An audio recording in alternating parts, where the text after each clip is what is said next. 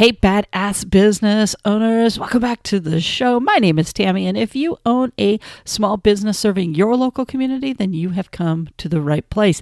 And today we are going to talk about raving fans and how they can help you blow up your business. Now, here's an exercise before we dive in. I want you to think of the last 10 customers that you serviced, last 10 clients, whatever you want to call them. It doesn't really matter whether you sell products or whether you sell services or whether you go to people's homes, you do it online, whatever it is. I want you to think of your last 10 customers. Now that you have them in your head, what if I was to call them up? What if I was to give them a ring and I said, hey, I'm Tammy and I noticed that you shop such and such, or you just use such and such, and I'd like to ask you a few questions. So the first thing I want to know is that feeling you have inside. Was it, I'll go for it. Which of those emotions kind of came to mind? Especially if I started to dive in a little bit deeper with those clients, those customers, and start asking them, how was the customer service? How were you treated? Did they answer the phone properly? Did you get a quick response? Did you have to hunt them down? Did they get back with you? Did they clean up after themselves? Did they smile? Did they act like your business mattered? If there was a mess up, did they resolve it right away? If there was a miscommunication, did they resolve it right away? What was the quality of the product? What was the quality of the service? Were you satisfied? Did you get what exactly you thought you were getting? Would this be a 5-star rating if you didn't have someone making you feel guilty about not doing a 5-star rating? Maybe if we made it on a scale of 1 to 10, how would they rate you on service, communication, quality of stuff? How would they rate you? You know, here's what's interesting. Do you know that most people, if they were honest, would probably go with an 8, maybe a 9? And it's because, you know what? Yeah, I didn't have any issues. Everything went as planned. And you know, it's a solid 8, solid 9. There's nothing wrong with that, because those are the same people that typically will say that you did a great job. And, you know, if somebody asks, they're going to go, oh, yeah, I didn't have any problems whatsoever. Those aren't raving fans. Raving fans are the ones that would start beating a drum, screaming from the highest mountaintop. These are the folks that will just like, oh my God. The minute I got on the phone with them, they would be like, oh my God, let me tell you about these guys. These guys are awesome. They would talk my head off for like a half hour about your business. I want to make sure that we separate out the difference of happy customers, happy clients versus raving fans, because raving fans are the ones that they think that you are the greatest thing since sliced bread. And the reason that these folks are so critical in your business is because it doesn't take many of them to help you blow up your business and to help you grow your business, because they are so invested in your success that they will go out and tell everybody and their mother. Every time they think somebody needs your business, they're going to tell them, and they're going to tell them and tell them and tell them until they do use your business. They're going to go find folks for you because that's what it is that they do. Raving fans are the ones that will help take your business to the next level. And like I said, you don't need a lot of them. And the reason you don't need a lot of them is because they are like walking billboards for your business. And if you could create anywhere between 10 to 20, maybe 100, it depends upon your business of these people. Oh my gosh, what a difference in your business. See, we're so conditioned to think that we have to go out there and we have to spend all kinds of money on advertising. And the reality is the cheapest advertising that you have are these raving fans, that if you just invested your time and energy into these people, they would do more for your business than anybody else. And if you don't believe me, let me ask you this. Is there some business or some person, or maybe it's a rock star or a singer or a podcaster, just kidding, somebody that you really care about and you would spend money on them no matter what because you just love them. So like they just have to tell you something new's coming out and you're such a fan, you're going to buy it. There are people like that. We all have people, we trust them so much that, you know, for example, there's a lot of 70s bands out there that, you know, were huge in their heyday. And now they're on these comeback tours, and they're doing these tours because they need the money because they blew through it all, right? And there are diehard people of these 70s bands that will go see them play. They don't sound the same. It's not the same music. They're older. They move slower. And guess what? People will go see them.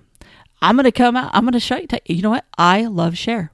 I absolutely love Cher. I love everything she's done. I love what she stands for, what she's overcome, and everything else. And what's funny is I've gone to quite a few of her concerts. Now, she doesn't move as fast. She doesn't, she still puts on a great show and stuff like that. But the last time I saw her, guess what? I realized that, you know what? Here's a lady who's in her late 70s and she's not going to do the same job she did in her 30s and whatnot. But all of you guys have that. I have this guy I work with. He's one of those 70s bands guys, and he will drive to other cities to go see them. I'm not that crazy, but he'll drive to other cities when they come to town or anywhere near town just so that he can see them. What my point is, when somebody has a raving fan, they will do anything to be part of their world and to help take them to the next level. I want you to really focus on creating some raving fans in your business. And I'm going to bet that you probably already have one or two, if not more, in your business.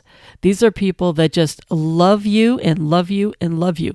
And I want you to find a way. How can you get even more of them? There's actually a book called 1,000 Raving Fans or 1,000 True Fans or something like that. But the point is, it's the same concept. It's all about creating and having these people that will go crazy for your business. Now, I'm not going to drag this episode out, and I'm not going to sit there and tell you got to do this and you got to do that in order to create raving fans. You know what you need to do to have raving fans, and that is to truly serve them. This is one of those reasons why we talk about being very specific in your business, because they love you so much because they feel like you're talking to them, that your business is all about them. And they are crystal clear on what it is that you do and what you provide and how you make them feel, which is why they're willing to go out on a limb to make sure, A, they use you all the time, and B, that all their family, friends, and neighbors also use you. So please start stepping back and asking yourself, am I creating raving fans? I just thought of another example I'll just toss in here before I go. Out on the West Coast, we have this burger joint, In-N-Out Burger. Some of you might be familiar with it. Some of you might not. Back east, I think they've got some as well. But what's interesting are the White Castles, for example. I've seen some people with this. And this is where people will think this is the greatest business in the world. There was this guy that I worked with. I grew up in California. I had a store that I ran that literally had an In-N-Out Burger across the street. I never went there. Okay. I would see the lines around the corner and I'd go, what the heck are they serving there that would make people want to do this? Now, my curiosity wasn't struck enough that I went and did it. But it was years later when all of a sudden I was with this guy. I had a store manager that I said that I worked with. He was crazy about them. We just didn't have any of them in Utah at the time. And we went to California for a store meeting, and all he would ever do is brag about this place. He would bring it up every time that he had. And we go to California for our annual store managers meeting. And all he's told us about is that when we get to this town, we are all going to have In-N-Out Burger, since none of us had ever had it before. And needless to say, he drags us all to In-N-Out Burger and wants to share this thing he's so passionate about that he has been talking about for 2-3 years at this time, that all these people need to try. So we go to the line and we get it, and he's in hog heaven. He is just, oh my God, isn't this the greatest? You guys got to love this and everything else. And we had a range of reactions. There were about 6 or 7 of us. I forget what it was. I think one person actually said, oh my God, this is the greatest thing. I think we all said, yeah, this is really good. See why you like it and everything else. So we would be those people that were rating it 8 or 9 because we're like, yeah, these are pretty good burgers.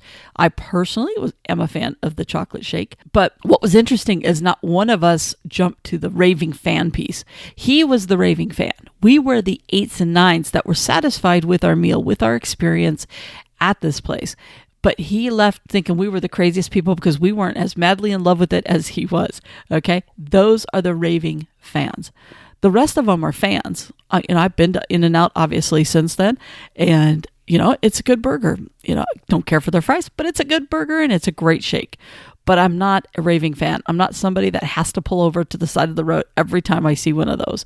But I know people that are, and we all know of those different types of restaurants or businesses that bring this out of people. That's what we want to create for your business. That's what I want you thinking about this week, is how can you create raving fans, and can you identify who your current raving fans are? Odds are you might even know who they are. So tap into those people and start asking them questions. Find out why they love it. What created them to be a raving fan? Because if you can duplicate that multiple times, they're going to go out there and they're going to drag people to your business. Just like that guy dragged us to the In-N-Out Burger. None of us had really eaten there before. But guess what? We had never, if we would have probably went on our lives never eating there. But now that he introduced it and we're 8s and 9s, guess what? We go there more than we ever did before. So we didn't become raving fans, but we became new customers because we would use them here and there or, once in a blue moon. But that's more than what they had us before. So that raving fan was able to convert new customers into that franchise because now we were spending some money there. So please go out there and start figuring out who your raving fans are, start identifying them, start talking to them, and start seeing how you can create even more of them. Let them help you blow up your business. Hey, listen, I understand being a small business owner can be lonely at times, but just know I'm always here for you. And some people have asked me how they can interact with me. I'm not really big all over social media, but I am on YouTube and I do answer all of the questions and comments that people put on there. And guess what? These podcasts are actually put on there every single Monday. So if you want to come over and say hi, pop on over to the YouTube channel. Just look for the penguin. You'll find me. Meanwhile, I will talk to you on the next episode. Bye for now. Hey, badass business owner, before you go, as you know, I'm a huge believer in you knowing your business numbers. After all, it isn't about how much you sell. It's about what you keep. And the best way to grow your profits is to start diving in and understanding those business numbers. To help you on this journey, I have created the Know Your Business Numbers course. We will walk through how to read your profit and loss statement. You'll learn the key calculations that'll help ensure that you're making a healthy profit on all of your products or services, plus a ton of other good stuff that'll help you learn how to use those business numbers to create even more sales and profits. Just check out the link below in the show notes or visit knowyourbusinessnumberscourse.com. So if you're ready to increase those profits, it's time you start diving into your business numbers.